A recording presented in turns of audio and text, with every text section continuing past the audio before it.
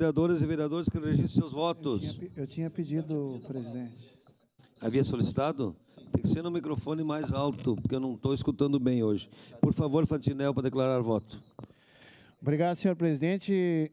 Em primeiro lugar, eu queria fazer uma pequena correção na fala da vereadora Rose, que a Lei 13.465, criada pelo então presidente Michel Temer, que é a REURB nacional, a REURB federal, ela foi criada exclusivamente para regularizar os mais pobres, o que se conhece como favelas, que não tinha como regularizar.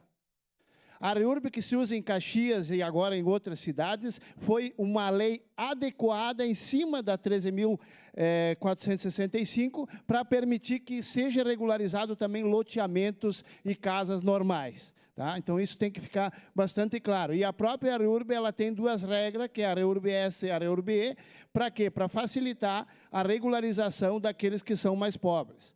Eu queria parabenizar aqui o nosso secretário Petrini também por esse trabalho que ele está fazendo. E essa lei que nós estamos votando, é importante saber que ela vem regulamentar melhor a situação do pagamento. Que antes as pessoas simplesmente não pagavam mais e não tinha mais o que fazer. Então, agora ficou um pouquinho mais regularizado, as pessoas vão saber que tem que ser feito o pagamento. Se não for feito o pagamento, irá haver reintegração de posse, porque senão a gente está fazendo uma grande injustiça em cima daqueles que pagam. Nós temos muita gente do FUNCAP que paga direitinho a sua parcela.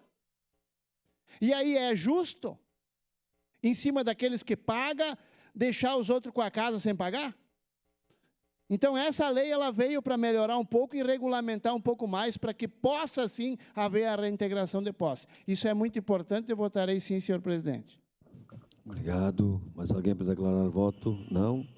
Solicito, vereadores e as vereadoras que registrem seus votos.